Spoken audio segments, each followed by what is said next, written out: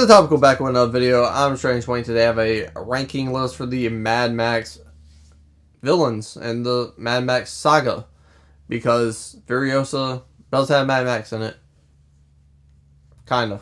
But before we get into this, go down to that thanks button, click it, donate some of that cheese, that cheddar, that mozzarella, so I don't have to kill people for gas like they do in this franchise. Also, I get money's tight. That's why I'm on the internet asking for it.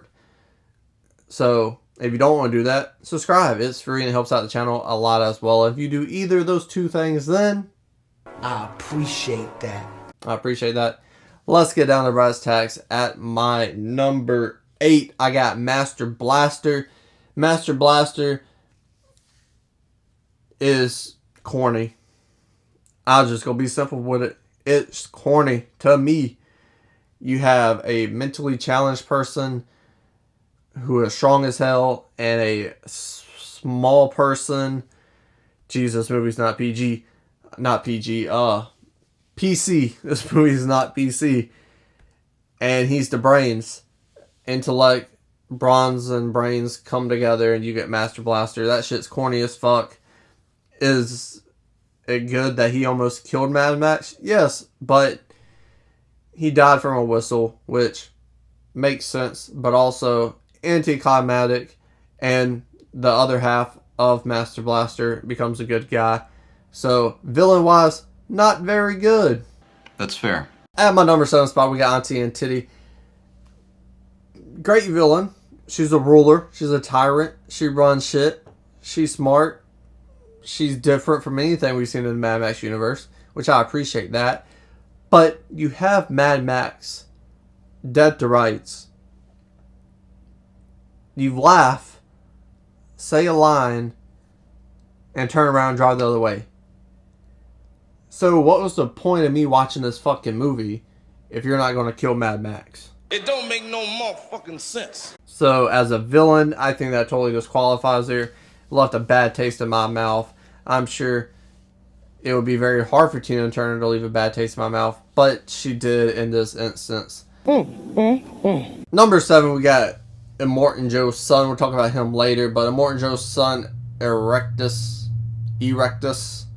He's just a good henchman. He's big. He's what you think of when you think of henchman. He does his job pretty well. So, nothing too special, but I don't have anything bad to say about him, which is why I put him over the Thunderdome villains. Makes sense. Next, we have the newest villain at my number 6 spot, Dr. Demetrius. These Mad Max names, I'm butchering them all probably. I don't speak English very well. No shit. I enjoy the eccentric part of this character, how he lost his family. He's just lost all sense of being a human. Thinks he's a god. He's a lunatic. He's very flamboyant. He does what he wants. He dresses how he wants. He has a huge nose, which is a bad design choice, I think, personally. But I think Chris Hemsworth did a decent job. It was nice seeing him doing something other than Thor. And his villainy is mostly just him being greedy and wanting more, which isn't great motivation. But he did kill Furiosa's mother and led her down this life and enslaved her because he wanted a daughter. So there is like some depth to that villain arc, that character. However, being greedy is a shitty villain quality. It's a shitty motivation, especially for a film. So, even though he is charismatic, he does have good microphone skills. Villain-wise, motivation brings him down for your boy Strange Wang, which is why he's at my number 5 spot. What else? Number 4 is Wes from Road Warrior. Best henchman in the Mad Max franchise, without a doubt. Look is iconic. He's a killer. He's hungry. He's got tunnel vision. He wants to kill Mad Max. That's the only fucking thing he wants to do. However, Lord Humongous made him his bitch. And at this point in time, Wes has been the driving force of the film. So, him just being such a little baby back bitch and bowing down to Lord Humongous doesn't look good. But he's still the best henchman in the Mad Max franchise. He does move the film for the majority of the Road Warrior in the beginning. So at my number 4 spot, we got the Red Mohawk Man himself. At number 3, we got Toe Cutter from the original Mad Max film. He's unpredictable. And the thing about unpredictable villains is you don't know what's going to happen. They keep you on your toes. No pun intended. But when you have a deranged psychopath like Toe Cutter on the loose who's going to murder or kill anyone he feels like because he just feels like it, his words, his English, motherfucker, do you speak it? his rhythm in his speech and everything just makes it such a distinct, standout character.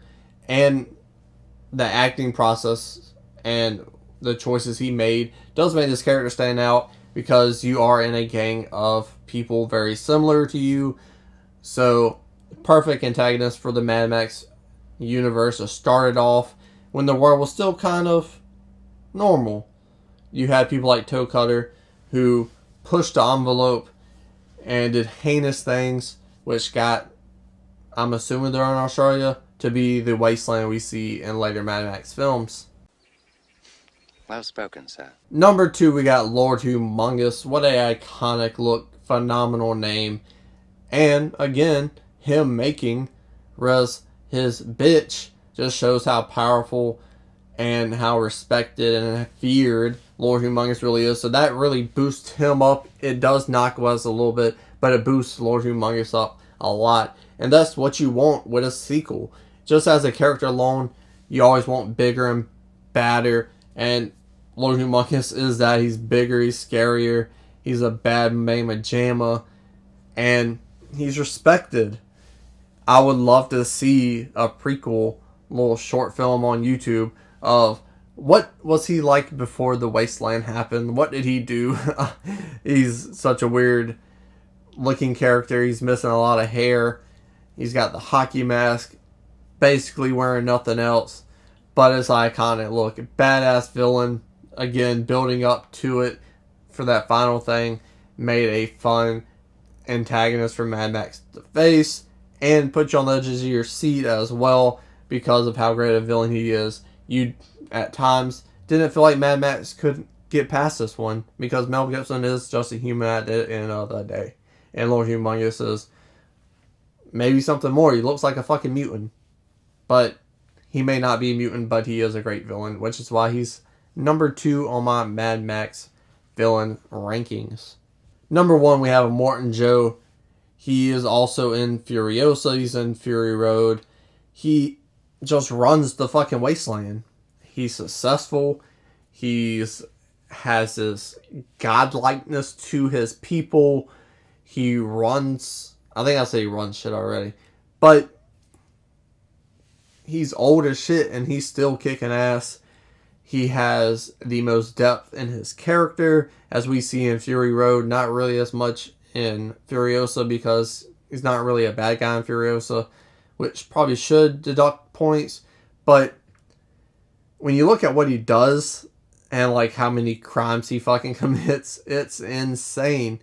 He has all these women just put in a sex dungeon. He's on some Harvey Weinstein, R. Kelly type shit. And not including the murders and everything else he does. He's just really a terrible human being, which is why his power hungriness, the passion to rule, puts him over Chris Hemsworth's character because he does a lot of other horrible shit we see throughout the Mad Max franchise, and it gives the character a nice arc. Not arc, makes him more interesting for sure. And because of that, Morton Joe is the number 1 Mad Max movie villain in my opinion. Woo! Yeah, baby! Let me know yours in the comment section below. Scroll back up, hit the like button, share the video, and subscribe.